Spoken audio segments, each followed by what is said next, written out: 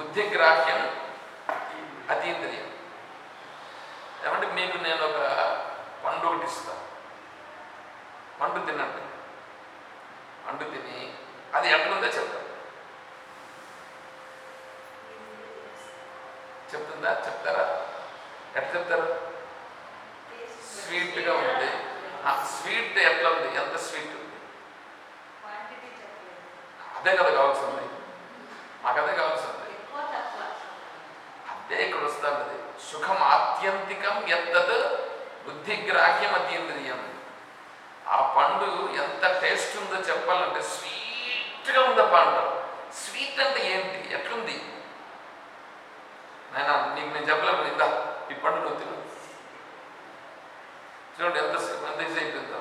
ఈ పండు నువ్వు నోట్లో పెట్టుకో, తెలుస్తుంది. చూసారా? అది అలాగే సుఖం. ఆ సుఖం ఎట్లుంటుందంటే ఆత్యంతికం. దాన్ని చెప్పడానికి ఎట్లుంటుందో తెలియదు, భావన కూడా కాదు. అదే ఆ స్థితిలో ఉండేవాడికి మాత్రమే తెలుస్తుంది. వేరేవాడు ఎవడు అనుభవించేవాడికే తెలుసు. అంతే. మీరు నిద్రలో ఉండే సుఖాన్ని మీరు ఎక్స్ప్లెయిన్ చేయండి చాలు. నిద్రలో ఉండే సుఖాన్ని మీరు మేలుకొని ఉన్నప్పుడు కలుగుతుంది, కలుగుతుంది. లేకపోతే ఇంక శాస్త్రాలంతా ఎందుకు? అర్థమవుతుందా? నిద్రలో ఉండే సుఖమును మేలుకొని ఉన్నప్పుడు స్పష్టంగా ఇది అని ఎవడైతే స్పష్టంగా చూసినాడో తమ్ ఆహు పరమాగతి, వాళ్ళు పరమగతిని. ఇప్పుడు మీరు నిద్ర చూడండి, నిద్రలో మనస్సు ఉందా? నిద్రలో బుద్ధి పనిచేస్తుందా? నిద్రలో జ్ఞానేంద్రియాలు ఉన్నాయా? అదే ఇది. ఈ శ్లోకం అదే.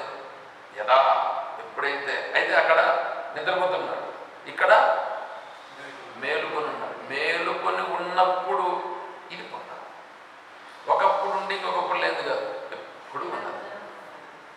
మళ్ళా దాన్ని ప్రయత్నముతో పొందేది కాదు, మళ్ళా ప్రయత్నం లేకుండానే ఉండగలరు. అది సరే. సమయం కూడా కొంచెం ఎక్కువ అయినట్టుంది. లేదండి, ఎక్కువ అంటే ఎక్కువ కాలేదు, 10 నిమిషాలు ఎక్కువ అయింది. చూద్దాం. ఇట్లా ఉంటుంది శాస్త్ర విషయాలు. బాగానే ఉంది. ఏమన్నా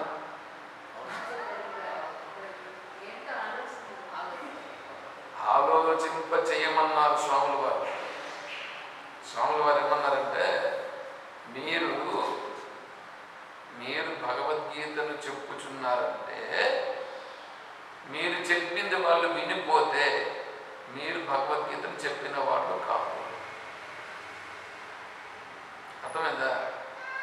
మీరు చెప్పింది విన్నారనుకోండి, అది కథ అయిపోతుంది. చెప్పి విని వెళ్ళిపోవడం కాదు, వాళ్ళ బుద్ధులు పనిచేసి ఆలోచించినారంటే అప్పుడు మీరు భగవద్గీతను చెప్పిన వాళ్ళు అవుతారు. నిజముగా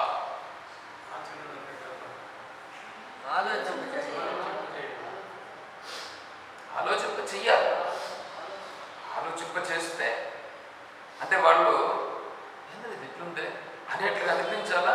అనిపించి దాని గురించి నిజమే చెప్తున్నాడు, ఏందో కావట్లేదే అనే డైలామాలో పడి ఆలోచించడం ప్రారంభించాలి.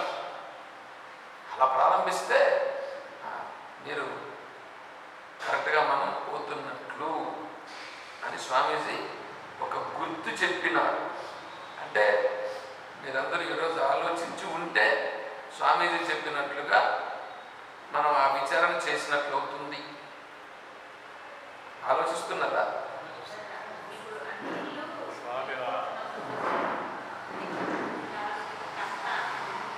కరెక్ట్గా అక్కడ జ్ఞానం అనేటువంటిది ఎందుకంటే మనస్సు అనేటువంటిది క్షణక్షణం మనస్సు మారిపోతూ ఉంటుంది. అలా మనస్సుతో పాటు ఏమవుతుందంటే ఈ మనస్సు అనేటువంటిది ఉండని మేము ఆఫ్ చేస్తాం. ఈ మనస్సు అనేటువంటిది క్షణక్షణం మారిపోతుంది. ఆ క్షణం మనస్సు మారినప్పుడు అక్కడ పోయిన నీళ్లతో పాటుగా ఈ మనస్సు కూడా మారింది. జ్ఞానం పోయింది, ఇంకొక జ్ఞానం వచ్చింది, కొత్త జ్ఞానం వచ్చింది, మారుతూనే ఉంటుంది. అట్లాగే ఈ జగత్తు కూడా ఈ క్షణంలో చూసిన జగత్తే ఉంది.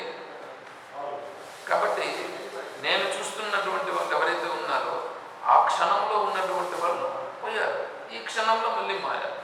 అంటే మీరు ఫ్రెష్గా ఉన్నారనమాట. మీరు ఇప్పుడు అందరూ ఫ్రెష్ వాళ్ళు ఉన్నారు. ఇప్పుడు చూడండి ఎట్లా ఉంటుంది. అది వస్తుంది, వస్తుంది.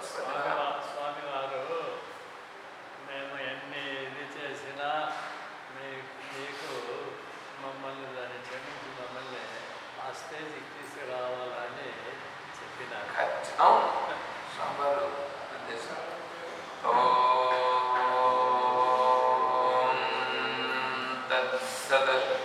ఓం సర్వం శ్రీ సద్గురు చరణారవిందార్పణమస్తు. ఓం జై బోలో శ్రీకృష్ణ పరమాత్మకి జై, బోలో గీతా మాతాకి జై, బోలో భక్త మండలికి హర నమః పార్వతీ పతయే శంభో శంకర జై సీతారాం. అమ్మగారు ఇక్కడ మొదట కర్త అని చెప్పింది కరెక్ట్. కర్త నుంచి మళ్ళీ ఈశ్వరుడు అనేటువంటిది కరెక్ట్. మొదట కర్త కరెక్ట్, తర్వాత నేను ఈశ్వర సర్వభూతానం అని చెప్పాను చూడండి, అక్కడ చేపిస్తున్నది ఈశ్వరుడు కరెక్ట్. మొదట్లో కర్త ఉంటాడు, తర్వాత ఈ కర్త పోయి ఈశ్వరుడు కర్త అవుతాడు.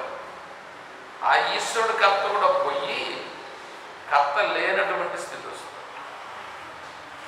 కాబట్టి ఎందుకంటే అది మనం చెప్పాం కదా, అది మనం కరెక్ట్ వేలో ఉన్నాం. ఇప్పుడు మీరు చెప్పింది కరెక్టే, ఇక్కడ ఈ అమ్మగారు చెప్పింది కూడా ఈశ్వరుడు కూడా కరెక్టే. ఆ తర్వాత చెప్పినటువంటి నేను కర్త లేడు అన్నది కూడా అది కూడా కరెక్టే. అన్నీ కరెక్టే. కాకపోతే స్టెప్ ఒక్కొక్క స్టెప్ల నుంచి ఒకటి వస్తుంది. ఓకే, ఓం హరి ఓం హరి ఓం. వ్యక్తులు అయితే గుర్తుపెడతా ఉన్నాం, వీళ్ళు ఉన్నారు, వీళ్ళు లేదు, వచ్చి వెళ్ళిపోయినారు అనొచ్చు. గంగని మనం ఎంత గుర్తుపెట్టేది, గంగా ప్రభావం అంతా ఒకటే. అదేనప్పా, విజ్ఞానం అని వస్తుంది. విజ్ఞానము, నీకు జ్ఞానం ఉందా? అది కాదు, మామూలుగా జ్ఞానం ఉంటుంది కదా, విషయాన్ని తెలుసుకుంటున్నావు కదా, అది జ్ఞానం. దాన్ని ఆఫ్ చేయగలవు. రెడ్ కలర్ది